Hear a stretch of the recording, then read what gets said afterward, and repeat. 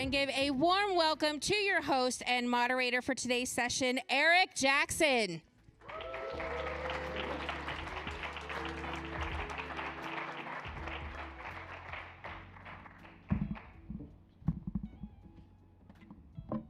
Good afternoon, everybody. All right. Whoa. We have some awesome graduates here to introduce to you guys today. First up, we have Brandon Blackwell, 2013 show production.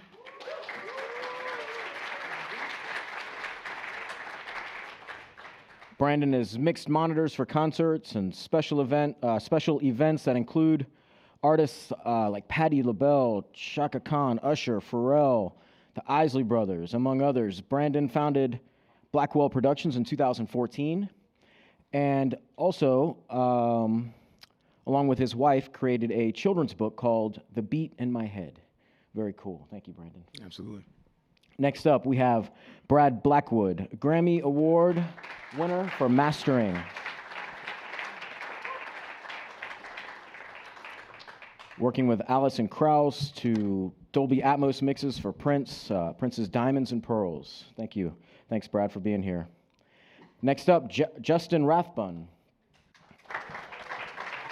A1 production sound engineer, Broadway production for Hamilton. Awesome. And last but not least, Andy Bongardt, touring audio tech. He's worked with Sir Paul McCartney, Miley Cyrus, AC/DC, Big Time Rush, and Victoria Justice. Very cool. Very cool. Long time ago. Yes, that's awesome to me, though. I think that's pretty awesome. My kids are going to like that, too. So thank you guys for being here. Amazing to have you guys here. And, guys, we're going to open it right up for questions. So if you guys don't have any questions, I certainly have a few questions for some of these guys. Does anybody want to start off? One right back here. Go ahead, sir. I'm going to get the mics here. 1 second, please. Getting the mic, yeah.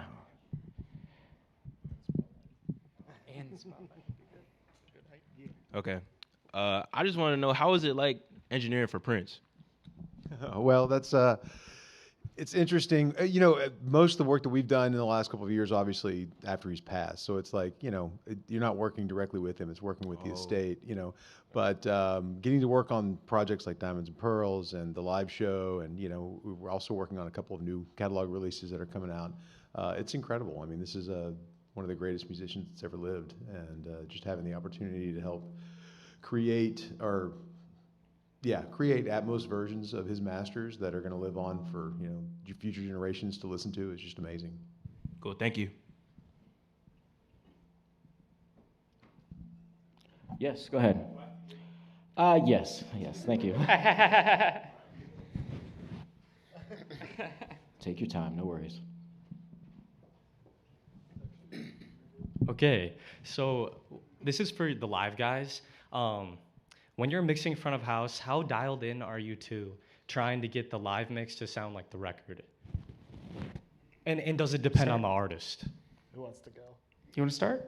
Yeah, it's really artist-based driven. Currently, I mix front of house for Alicia Keys, and I also work closely with her studio engineer, and the main purpose of the mix is to be close to the record, but with the live feel. So my approach to that mix is that it's not necessarily, we use playback tracks and use Pro Tools. So the idea is like not to have the Pro Tools above the band or the band above the Pro Tools and then the vocal on top. Everything has to sit within each other. Everything has a space. So for one of the examples will be the song Unthinkable. There's a key bass that's in the Pro Tools session, and it's how do you manage that relationship with the live bass that the bassist is playing? And it's literally just, leaving the attack from the key bass, which everyone knows that's from the record, and immediately when you hear it, but also keeping in that low information from the electric bass as well to keep that live feel and that energy and that drive. And that's literally something that over time, it's been a process of understanding how to approach that. But in my mixing and how I approach everything, it's not only just left to right from pan, but it's also left to right in regards to frequency. So from 20 hertz to 20K, where am I putting everything at? Everything has a spot. Kick is here, snare is 1K, your cymbals is 5K and up, and it's just you're painting. So I primarily stay on the monitor side of the snake, but the last front of house project I did would have been Jason Bonham, which is basically Led Zeppelin cover band, but they do their best to be as authentic as possible. And I second Brandon, where like your conversation with the artist is where you kind of start. And when I was talking with Jason before kind of we started to rehearse, I asked him, are you looking for 100% authentic? Like, you want the Led Zeppelin records? Are you looking for something with a little bit of a modern feel? What are you going for? And basically, it kind of became song dependent. There was a couple of songs that we had literal tracks from Bono playing the drums that we were mixing in with Jason. And then we had some tracks that they were like, well, we want to kind of make this feel a little bit more modern. We're going to keep it true to the original, but add some more stuff to it, do some cool things with it. And so that gave me the creative freedom to actually be able to play a little bit with different effects and placing things in different positions. But we also had, some incredible musicians on stage. Jimmy Sakurai is a amazing guitarist from Japan, and he plays very, very true to what Jimmy Page did. And it was kind of hilarious because we were in rehearsals and Jason was talking about, I want to play this song like they did at, I forget what the festival was, some festival at some point in time.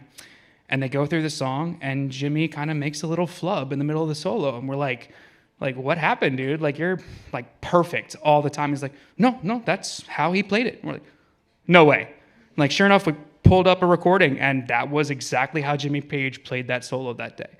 And so, it all kind of comes back to conversation with your artist. If you have the studio engineer with you or you have contact with the studio engineer who can give you ideas of how they made the record, it puts you in a great starting place. But live shows are also going to be slightly different. You're not going to try to necessarily keep everything as squashed down. I want the dynamics. I want it to feel exciting and big. And I've got this massive sound system. I'm not trying to master it down for headphones. I'm trying to get it to be big and gigantic. So sometimes you get a little bit more freedom there to play. I'll say in theater it's very different simply because the theater presentation existed before the recording. So they are basing it off of what I'm doing. So I'm kind of the originator of it, which is weird in itself, but I originated the way that Hamilton sounded as far as the mix goes. And me and the recording engineer actually went through some of that. And of course, on in a live theater setting as well, there's you only have so much headroom or so much dynamic range or whatever in a recording. In a big theater space, you have a lot more dynamic range to play with. And that's kind of the way you generate emotion in a musical theater setting as well. Thank you, guys. Yeah, very welcome. Yeah. Yes, go ahead.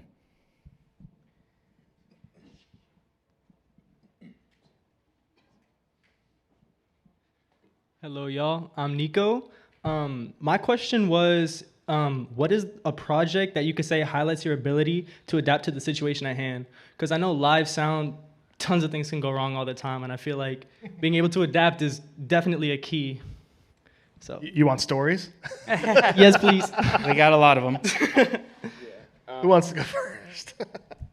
I would say for me, I was working for the artist Kendrick Lamar, and artists have lives outside of music, and they necessarily don't show up to rehearsals all the time. And I hadn't heard his vocal through my console, and I was nervous. That's the Money Channel, and we were flying over to do Glastonbury, which is a massive festival, but thankfully we had a stopover in Italy, and I was able to get a recording of his vocal in that performance, and we loaded into Glastonbury, and unfortunately, because of another artist, the headlining artist, the Saturday night, we weren't able to load in on time, so that meant I got less time on the PA. Also, like, I think we got maybe like 5 minutes of a sound check. And so I decided to play back the Italian show, or the show that we did in Italy, top to bottom. And I did it about 3 or 4 times, all meanwhile other artists are on stage performing. And I really I put myself through ear fatigue because I'm trying to make sure that my headphones are louder than a blazing PA and drown out what I'm hearing. But it also allowed me to feel comfortable when it was time for him to perform, live.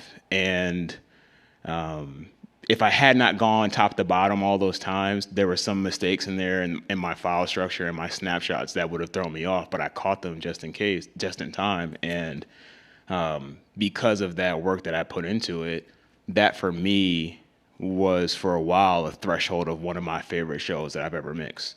And it was also the understanding that my mix was also going to go to the BBC broadcast. So it's one of those things like, you hear 200,000 people in the festival, that's massive. But what about the 200 million people at home that are listening to this as well? And my goal for every client is to give the best sound possible. And it doesn't matter if you're here at home or if you're on a stream on your computer or if you're watching #KendrickLamar on Instagram. It has to sound right across all media. So that would be my favorite project, really. As far as projects that are challenging, I spent many years with the rock band Aerosmith as one of 2 monitor engineers. We have one that takes care of Steven Tyler directly, and then I took care of everyone else, which in our residency got up to a grand total of 36 people on stage at one point. Sometimes it was less, sometimes it was more, depending on what we were doing that night. And I would say the nicest thing about a residency is that you're in one spot. The bad thing about it is you're in one spot and they can do whatever they want every day. And so we would have curveballs thrown at us on a daily basis of what they wanted to try, tones that they wanted to change. Joe Perry is a very, very interesting person. He loves to try new things every day. And if the show goes great, we're changing something anyway. And so we had a lot of very fun times where, we're like, I don't know what the guitars are going to sound like today, because we changed them as doors were open and I wasn't at the console because I was doing something else or whatever happened. And I think one of the most challenging situations we had was we ended up doing the Grammys, which actually Brandon and I both ran into each other at, which was a ton of fun to catch up. And typically when you do a Grammy show, you come in and you use the house system. They've got, guys there who have been running the Grammys for years. They've got their desks set up. You kind of patch into what they're doing and you go. Well, with our show being incredibly specific, we ended up opting to bring in our own consoles, our own gear. We brought in our full touring package. We sent ahead a bunch of cabling to go up through the Roundtable stage and do all of this extra stuff. And we were also having guests that day. Run DMC came out to join us, and so we never got a sound check at all with them because they were too busy doing camera blocking and everything else, and we never actually heard their mics. And I was also, conveniently enough, got to mix all the guests. So I had 2 new people on my stage as well as my other 4 principals and my countless backup people that I had to take care of. And so, I was highly nervous for that day. I was also crammed into a 3 foot by 3 foot space, and I could barely fit behind my console. And, I couldn't get my screen of what the stage was to work until right before showtime. And it was definitely a very high stress day. We had also done a event the day before for Music Cares, which is a great group that kind of does a lot of work for helping musicians and touring people when they come upon hard times. People have had massive medical bills come up, and even during things like the pandemic, they came out and helped out a lot of people try to make it through. And Aerosmith had gotten honored at that event. So we had the night before, we had this massive event happen where a whole bunch of bands came out and played covers of our songs, and we would guest with them and they would guest with us. And it was the same situation of, we had this monitor world on stage left where we had like 14 consoles at one point, and everybody's sending things back and forth to each other, and we're just hoping that all these patches hold, and nobody remaps opticore at the wrong time. Like, just praying that everything's going to work. And so there was definitely a lot of challenges, but I mean, the big thing, and I think everybody would agree, is like, you just have to kind of keep your cool head. You got to be able to work through it. And if you don't let it kind of build up in you and get all excited, if you can keep it calm, you'll make it through just fine, and you'll make it through way faster than if you start freaking out and running around with your head cut off. So that was my fun. Challenges as far as working on Broadway. I mean, you're dealing with you're dealing with the same content every day. But you are dealing with different variables, whether it be different musicians in the pit, whether it be different cast members on stage that may or may not have played the role before. Sometimes you have people going on for the first time just because somebody's ill or somebody got hurt or, travel problems or whatever. And then you also have the biggest variable, which is the audience. The people that walk in the theater. It all depends. If it's raining outside, usually the audience is a little bit quieter.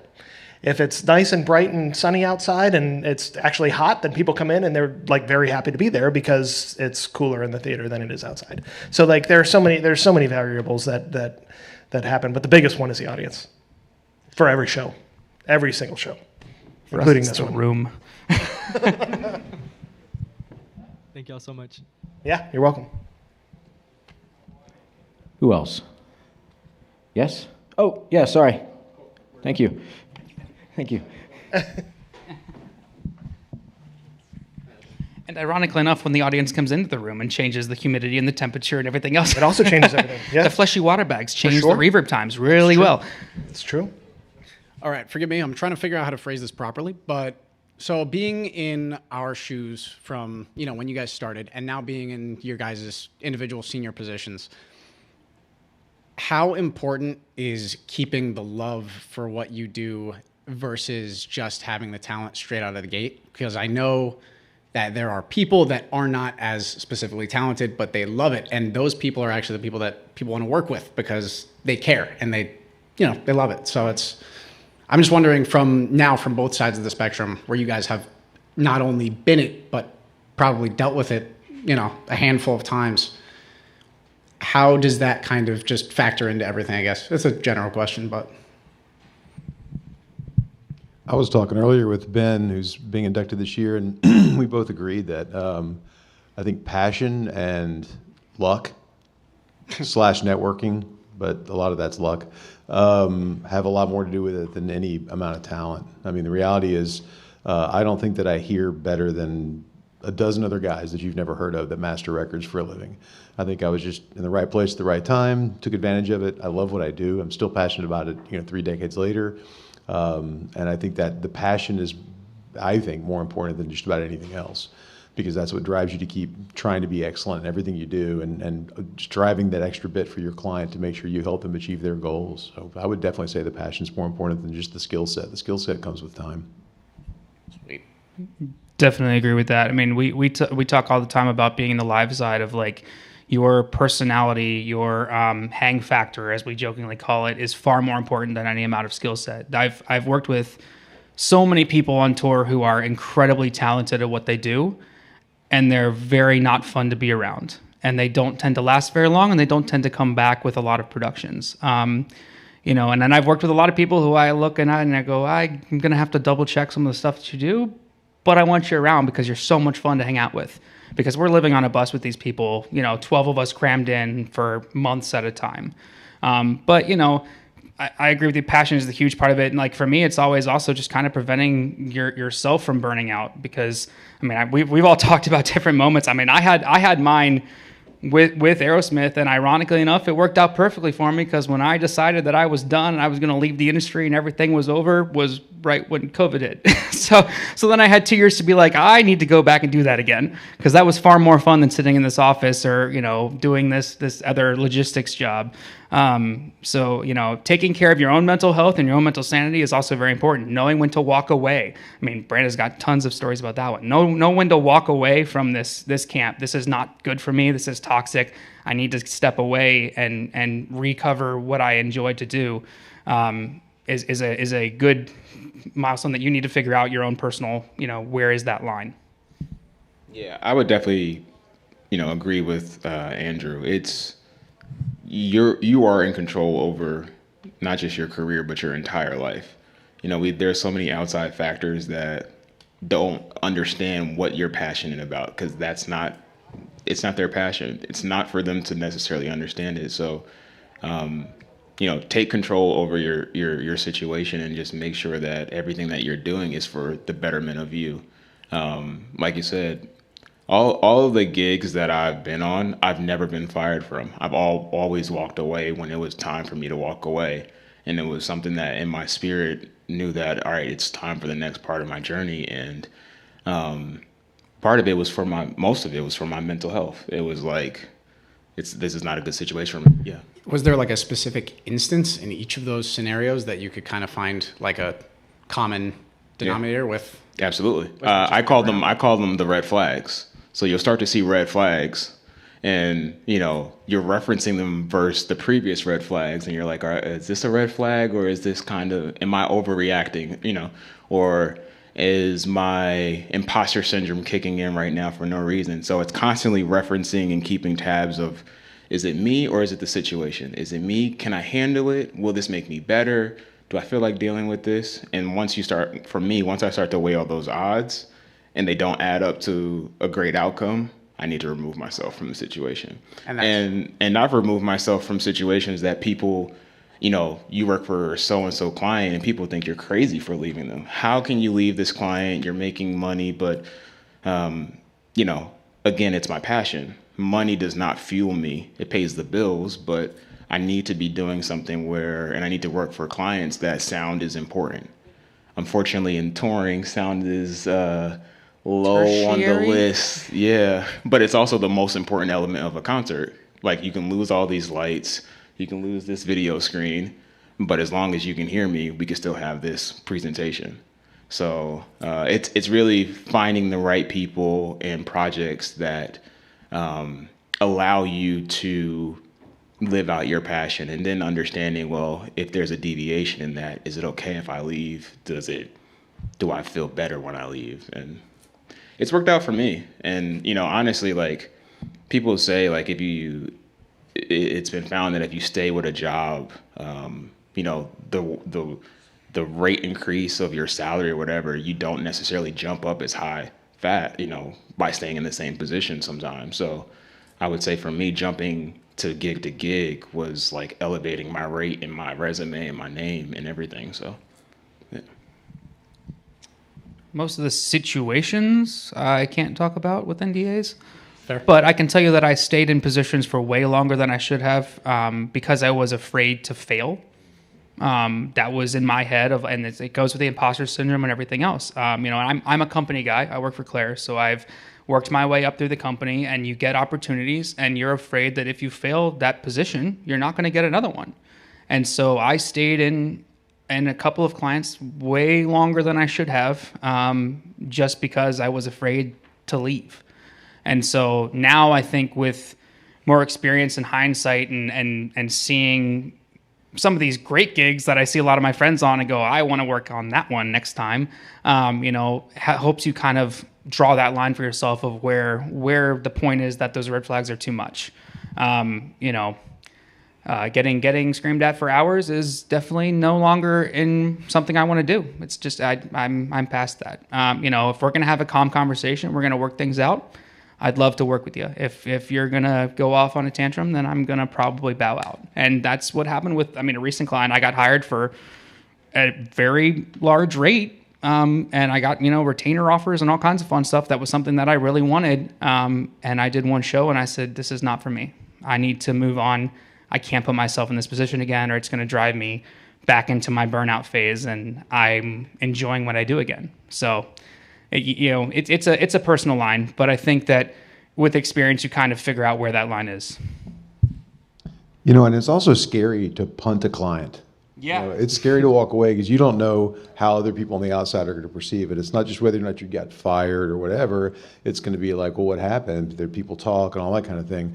But the live stuff is probably, well, compared to mastering, because I work alone in a room all day. So anybody yells at me, it's my fault. But it still happens in the studio environment, especially like the recording side and so on and so forth, right? You have these clients that just spin out of control. They can't control their temper, whatever. Learning to your own self-value, your own self-worth, and where that line is, and that you're not going to allow people to cross it no matter what, that's paramount. It absolutely is. Be passionate about it, but that doesn't mean that you let people walk all over you ever. It doesn't mean you're proud, doesn't mean you're arrogant, doesn't mean whatever. You walk around with a chip on your shoulder, but that's not what they're talking about. They're talking about people who are treating them the way no one should be treated. As soon as they cross that line, just punt them. The vast majority, there's a mutual respect. I would say that it's a few and a far between situation. All right, thank you guys so much. Appreciate it.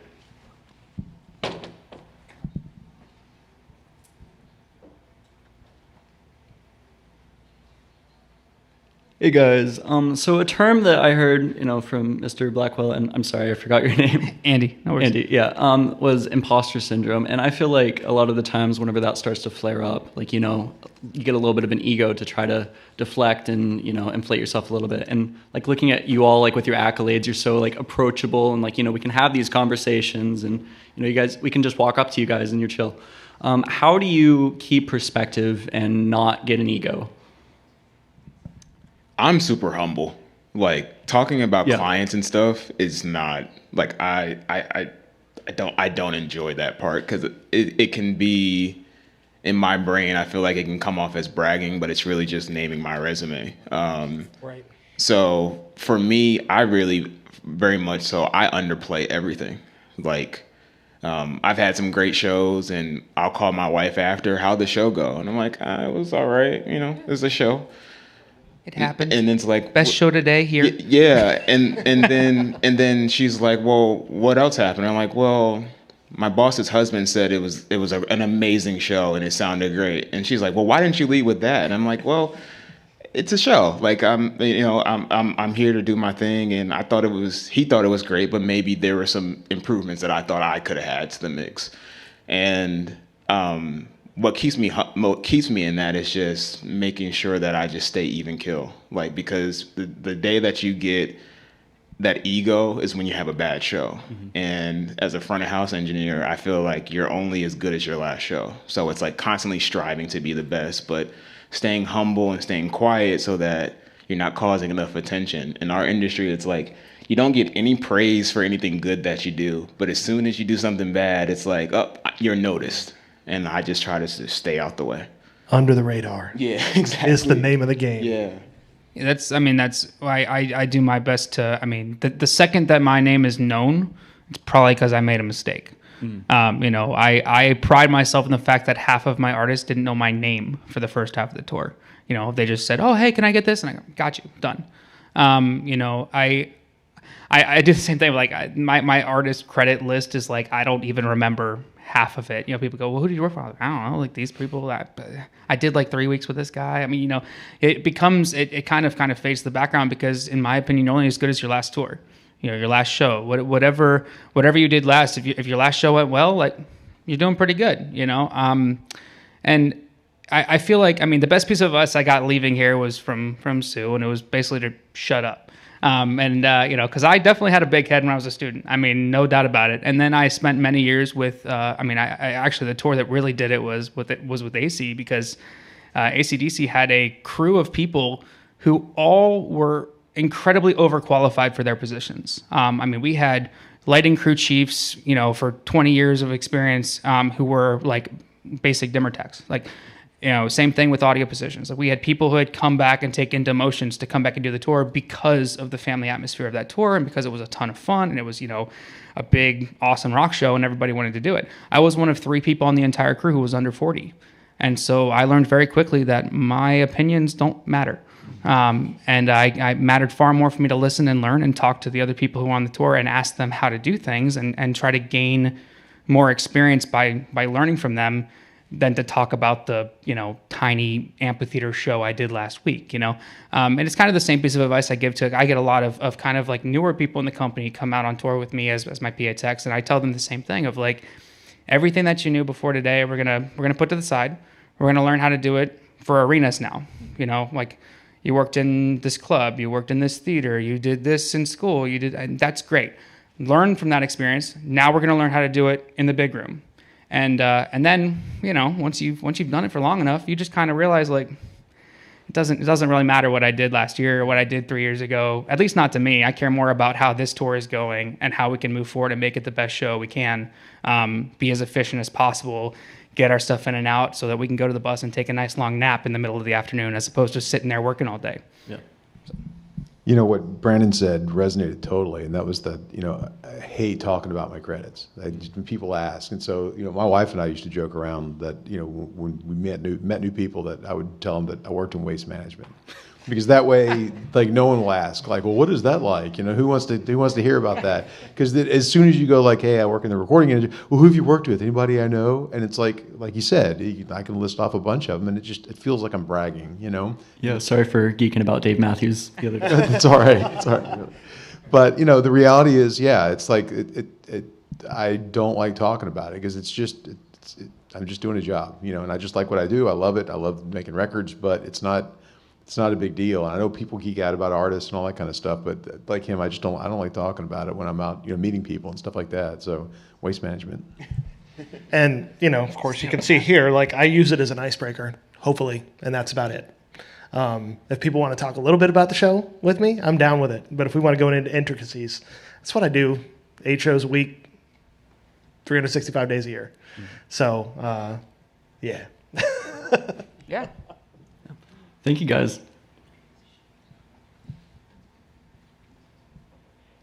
Quickly, do we have any online questions? None right now? Okay, great. Question, go ahead.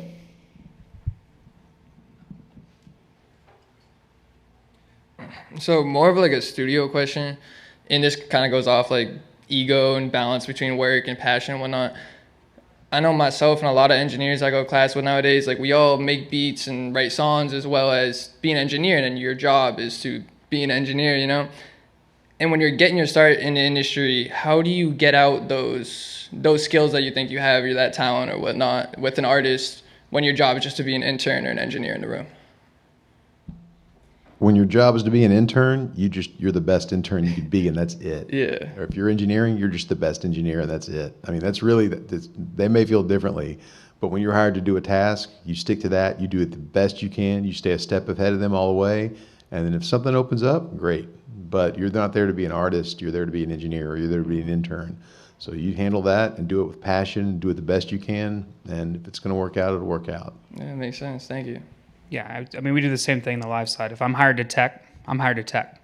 I'm not here to give you advice on how to mix. I'm not here to give you, I mean, if you ask me for workarounds or, hey, I don't know how to do this on this console, can you show me how to do this? I'm happy to share my knowledge, but it's when it's asked.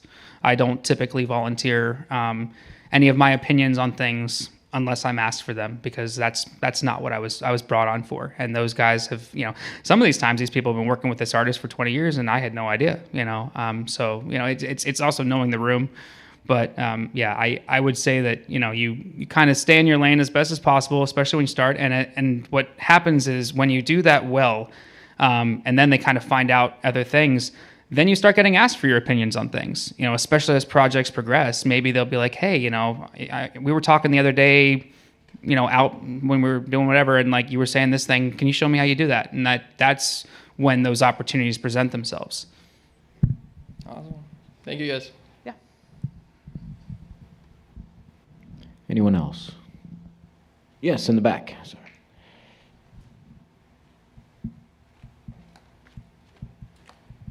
Hello, guys. Hey. Good to see y'all. Just wanted to ask, when you guys made your big leap into whatever it is you really wanted to do, did you feel that you were confident and that you've earned that role, or were you unexpected and surprised, and were you like scared of the fact that you were stepping into unknown territory? I was curious what you guys thought. I'll go first with this one. When Hamilton came up, For the first time. I reference that because that's the most recent thing that I'm doing. I've been doing it for coming up on 12 years now, even though it's been on Broadway for 9, coming up on 10 next year. When it first came around, I was working on another show on Broadway. I was working on Rodgers and Hammerstein's Cinderella, and we were doing a workshop of Hamilton. So I've been working on it since 2013 in some way, shape, or form. I didn't know what the show was going to be. I did a workshop of it, and I turned to my sound designer, Nevin Steinberg, and I said, I need to work on the show no matter what. And that meant taking a massive pay cut, going from working at Broadway to a small off-Broadway house down at the Public Theater. So that's kind of where Hamilton was developed. I didn't know what it was going to turn into, but I knew it was something special, and I knew it was something that I needed to be a part of. So long story short, it was a big risk that I took, because I was taking myself out of mixing Broadway shows, and I said, I'm going to take a step back, and I'm going to see if we can build this thing up from the ground up. And here we are. Yeah, I would say for me, early in my career, once I recognized that what an opportunity I was in, and to go even deeper, it was literally meeting the musical director of American Idol, which was a connection that came randomly from my mom's boss. It was literally like, I don't know. At the time, I wanted to work for Claire Brothers, or Claire Global now, and I wanted to fly PA, so I had no idea what a musical director was, how important it was. And I mean, I tell this story to a lot of the students because of Alicia Keys saying at the Grammys, after she won a Grammy, her saying, I want to give a big shout out to this musical director, Ray Chu. It then clicked like, all right, maybe I'm all about journeys. Maybe this is my next part. Maybe on my navigation, it's saying turn left here, meet with this gentleman. And I met with him and we spoke for a while, and he then invited me to go on a gig with him and his band. And just as a production assistant, not as a mixer, just, come be whatever I need you to be. And at the end of that night, I'm sitting at the event and all these celebrities pass by, and as I always tell it, Leonardo DiCaprio lands his helicopter, and I'm like, what is going on? This is insane. But at the moment, I stopped for a second, and there was a firework display that went off, and it brought out emotion in me that I hadn't felt ever in my entire life. And I was like, you know what, this is something here. And we fast forward a while to the first show that I actually, mixed for him. The only reason why I became a mixer for him was because the previous show, the modern engineer, they weren't too happy with. And I straight up just said, kind of like ego based, was like, yo, like I went to school for this. Like I got this. Like let me help you. And because of that, recognizing what the opportunity was, and also having the skill set to, calculate a risk to jump at it. And at the end of the day, if I failed, I failed. But at least I made that. I took that chance. Literally, that was the start of me mixing less than 6 months out of school. And it was like, imagine if I didn't take that chance. So you can feel it. It's like you can feel when the mood is right. You know how like you can smell when the rain is coming? Yeah. You can literally know when you're in a situation. And also I always say, like, even if you don't know which way to go, know that if you go the right way or what you perceive as the right way and things pan out wrong, learn from that wrong and how you rode that wave back the other way. Everything is, it's playing out how it's supposed to play. So the good is the good, the bad is the bad. Change your perception, and the anxiety and stress will not be anxiety and stress. It'll just be, something you learn from. Thanks for saying that. It's actually at a perfect time because there's a lot of craziness going on in my life personally, as I'm sure there's other people, and I needed to hear that. Yeah. Well, I'll sorry to like go a little bit longer. Crazy times in life, that happens. Last Hall of Fame, my life was crazy.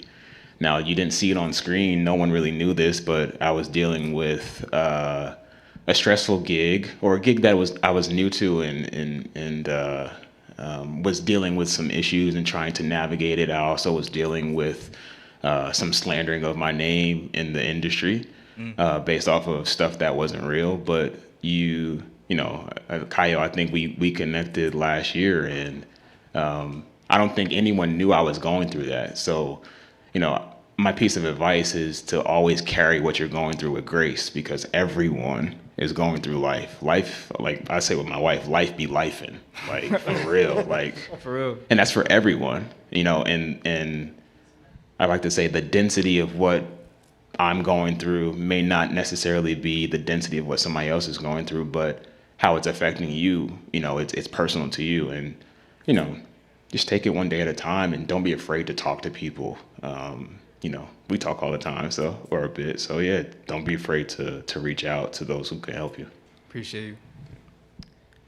I would say honestly, I mean, we were talking like the imposter syndrome stuff. I can tell you that every time I get in a new tour or new position, working with new people, I'm always going through that every time.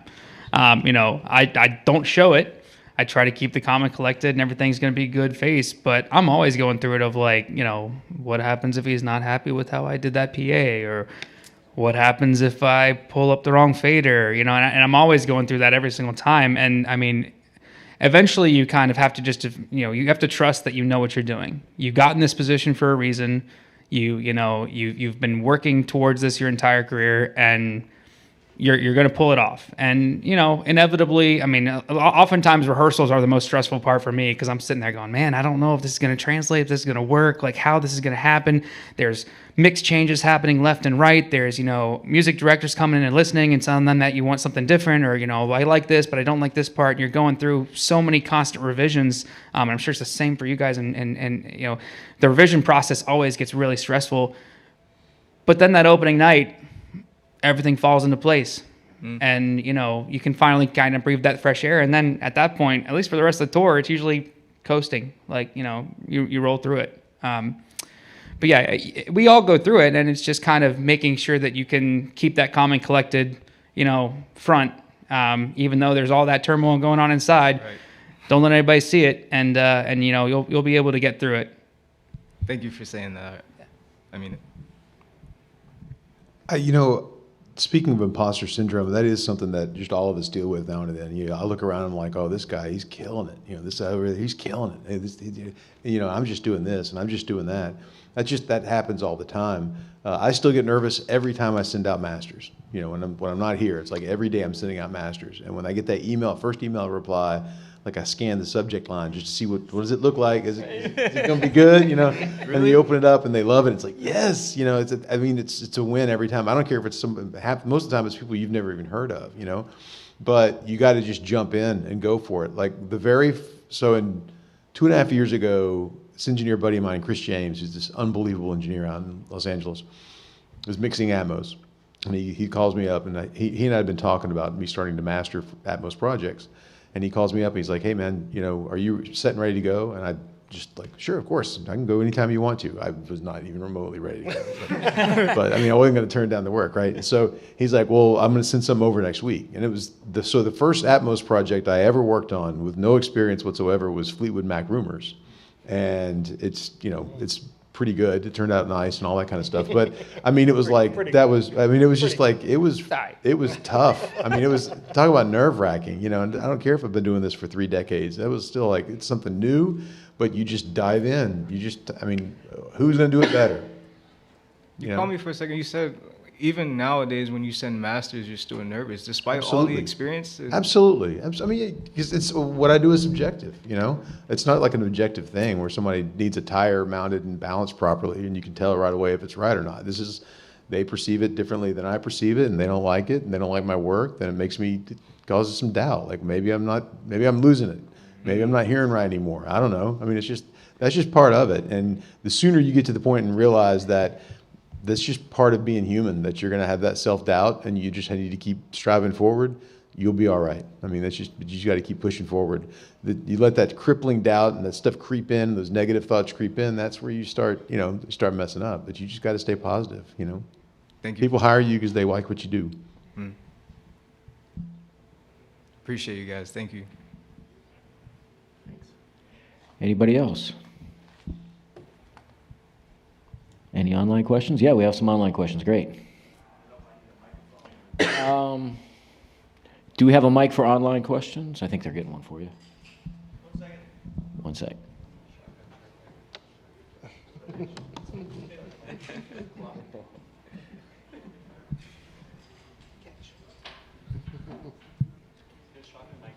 Yeah, that'd be great.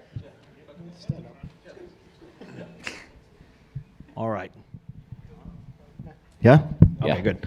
So the first one comes from Daniela Stroud, an online or audio production major. An online audio production degree program, but I am interested in live sound. I wanted to ask you if you had any advice for someone wanting to get into live sound. It's just an across-the-board question. I do not. If you're still at the point where if you really wanted to get into live sound, if you're still at the point to switch over to the show production program, that would be the way to do it. I'm not sure how many of you actually know about the show production program, but it is a live. They focus on a lot of live sound. They focus on lighting. They focus on video. They focus on camera work. Anything live production related is in show production. And it's a wonderful field to get into, and it's a hopping field right now.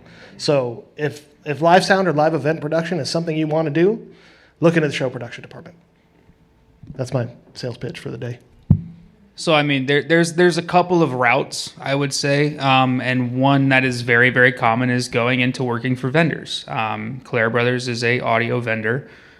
We also have Eighth Day, ATK, Sound Image under our umbrella now. So there's a lot of opportunity there. We've been hiring a lot lately, and so a good option. And there's plenty of regional vendors. There's vendors here in Orlando. LMG, PRG, like a lot of production companies have audio teams. And so depending on what kind of you're trying to get into, if you're trying to go into global touring, a company like Solitech, Claire, there's a couple out there, getting in kind of and working your way up through the process is a great way to gain experience. We have kind of a hierarchy established, and you kind of start in at entry level. You start in as an intern.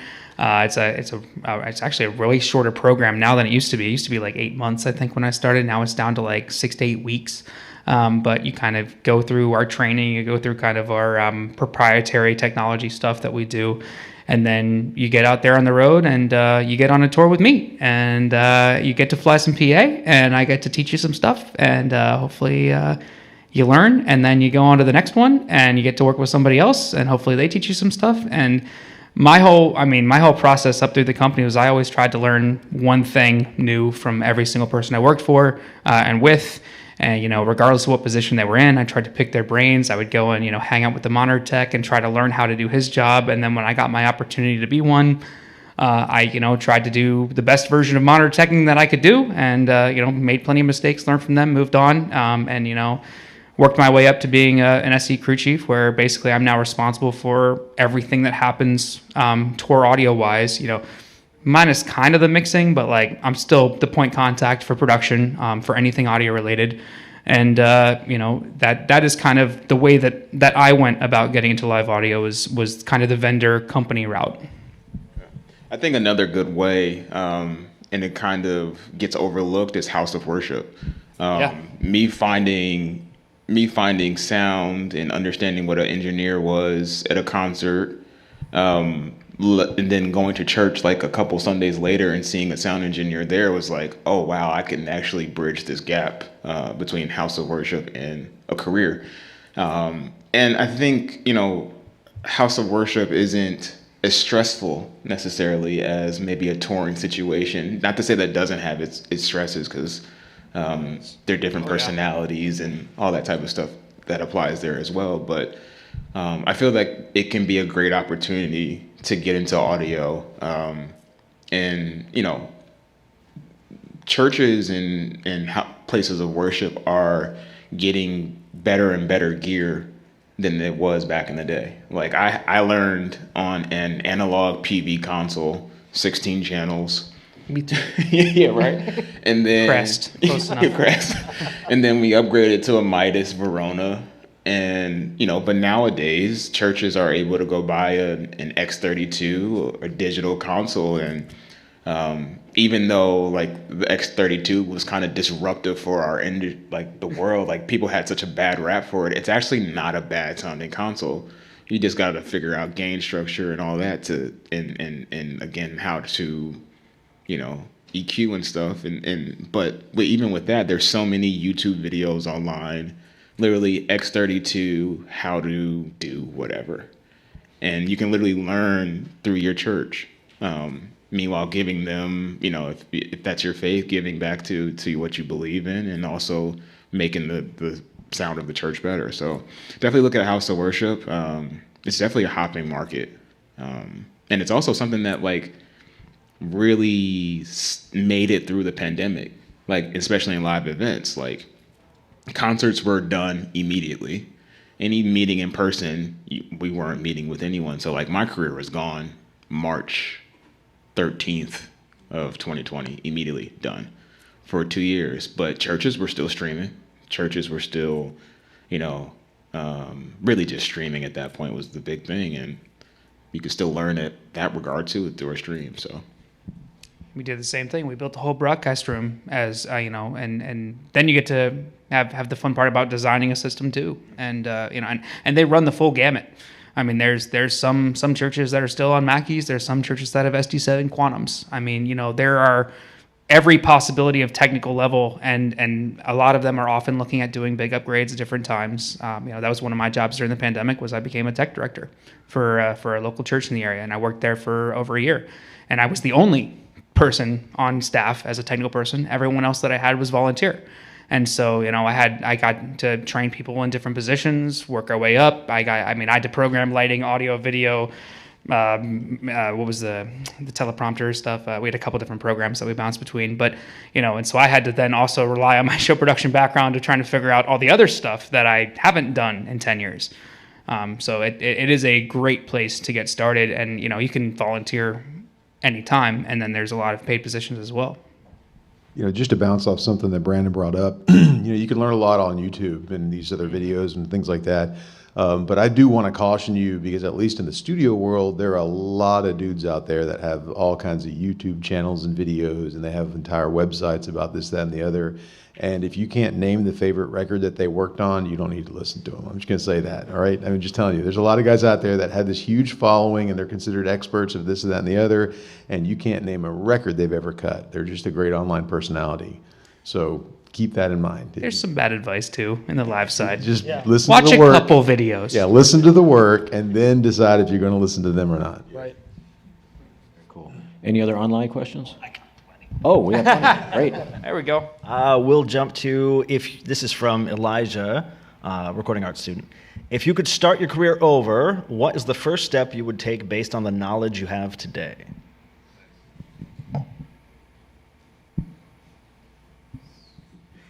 Stumped them. I would do exactly the same thing I did, and that was I got a job at an established studio with a bunch of old engineers that had a lot of experience, and I spent 7 years there learning how to listen, how to process, how to hear things right, just all of that. And that made a huge difference. I learned more in the first 6 weeks of working at Ardent Studios than I did in my entire time here. And that's not to put down Full Sail. Full Sail's job is not to teach you how to mix or master or anything like that. They're teaching you the fundamentals and the foundation that you can build, you know, your career on. Do a great job of that.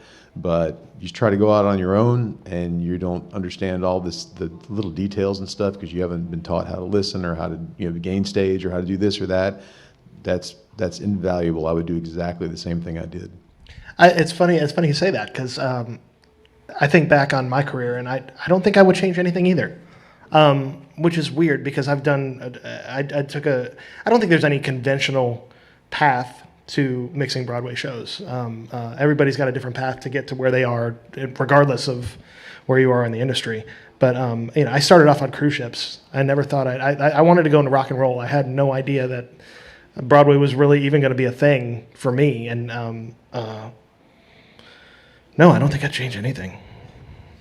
No, it's good. I got to try, you know, the cruise ship thing, I got to travel the world. I came back here. I went on tour for a while with some Broadway shows.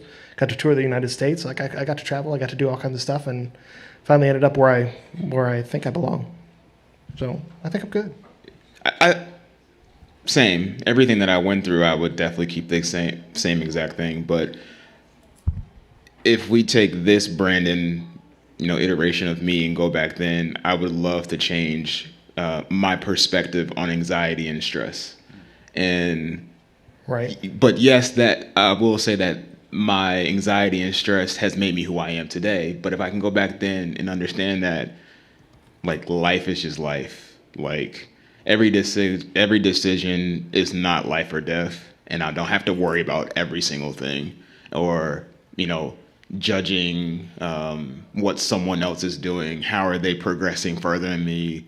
Because it's my journey is my journey. I think I talked to it with a couple of students today. Your journey is so you, and it doesn't need to be compared to anyone else, like, at all. And it's just that for me is just, I know that it made me who I am, but I wish I can go talk to him and be like, bro, chill out. Yeah. Exactly. It's not that serious.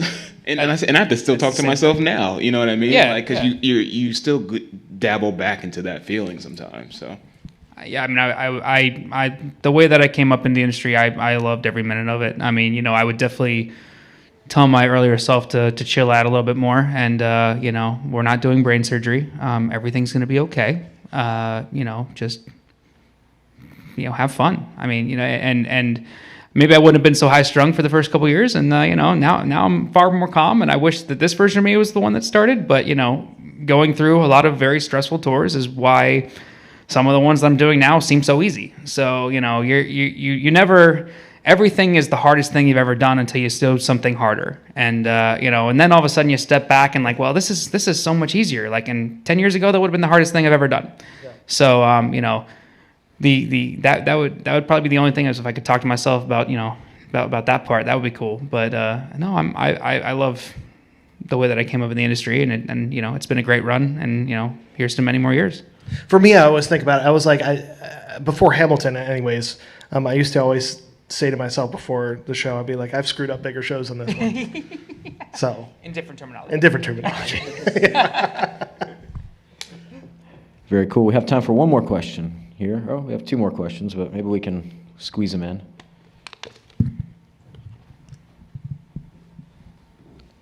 Hello.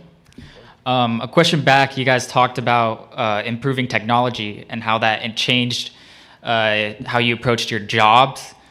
Given your experience in the industry, I want to hear your thoughts on AI and how you think that will affect how you approach your job. Do you think it could replace producers and recording engineers, or do you think it's just going to change how you approach it? I'll say this. I've thought about this a lot. I don't think AI is capable of replacing entirely, the human aspect of music. I think the music industry, the recording side is what I'm talking about here, not the live side. I think the recording industry has done a really poor job of accepting anything and everything technological as art, to the point that, frankly, a lot of modern pop music is just glorified karaoke, And I mean, really, most of your pop singers don't write their own music. They don't know how to play anything. They just get up, they're like American Idol. They just get up and sing along to a track. And then that's, auto-tuned or melodined or whatever. It's like, at the end of the day, it's glorified karaoke. And that has been part of the production process, at least in pop music, for so long, also to a large extent in rock music, that we've got an entire generation of new artists coming along that don't know what it's like for someone to be pitchy, or for a drummer to have actual feel that's not absolutely quantized, to a click track.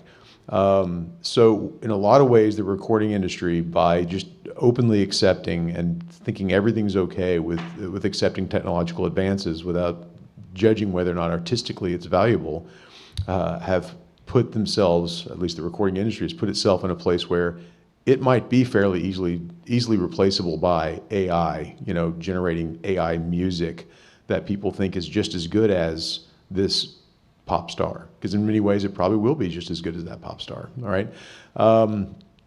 Live sound, I don't think that'll ever happen. I don't think you'll ever see that stuff replaced. Now, you may have some things along the way, like auto EQs that catch things, and I don't want to step too much into their world here, but Production-wise, I don't think that you can take, and this is not just an old dude that doesn't want to believe in what's coming, but I mean, there's plenty of like online AI mastering solutions right now, and they're cheap, and they frankly they sound pretty cheap. I mean, even the ones that sound relatively good, they sound about as good as the guy that masters your song for $25. Now that'll improve somewhat over time, but it's never going to get to the point that it makes the same decisions that I would make listening to your record. And when people hire me, they're not hiring me because I, again, balance the tire. They're hiring me because they want my subjective. They want it to come through my filter. And as long as we have some creativity in how we approach, you know, our passion for music, that's something it can't replicate. It can kind of copy it a little bit here and there, but real discernment will easily hear the difference, I think. I'll second that for the live. Yeah, I mean, I'll say I think that AI will add a lot of things to make our lives easier in several ways. But I can tell you that, I mean, going through tours where, you know, we've had SMPTE timecode, we've had all these options to automate everything. I mean, I've done a tour where I could basically sit there at the start of the show, and once timecode starts, I could sit back with my hands crossed and not touch a thing the entire show. But I also know that, ironically enough, if I give that show file to another engineer, it's not me. And there's things that are different, and there's things that you hear differently, and there's adjustments that you're going to make that are different. And that's why I've never had a concern about giving my show file to somebody else, because it's not the same person. There's not the same human behind it making those creative changes or decisions. You know, and I think that the other large part about what we do is it's not just the audio part. I mean, especially as a monitor guy, my job is very little audio. It's a lot of psychology of dealing with your artist, of being able to read their mood, being able to read how their day has been, being able to have a communication with them of what they need to hear and what they're looking for. And a computer's not going to be able to pull that part out. They're not going to know that, hey, he just flew for 6 hours to get here. His ears are going to be compressed. I'm going to need to make some adjustments to help fix this. They're not going to be able to make the changes that are happening constantly during the show. I mean, you know, I at least not right now. Maybe one day it'll have a camera or something. But, you know, at this point, I think the majority of my job is preemptive problem solving. I'm constantly sitting there, you know, looking ahead, going like, what happens if this wedge amp blows up? How am I going to swap that out? What happens if his mic goes down? How am I going to run it out? How am I going to swap his in-ear pack that's wedged into the bottom of this fancy costume and pinned up? You know, all of those kind of elements to what happens in a live show are not automatable, at least not now. Awesome. Same. Thank you. Thank you, guys. That's all the time we have today. Can we guys give a round of applause for these guys? Thanks for coming out. Thank you, guys. Again, thank you very much.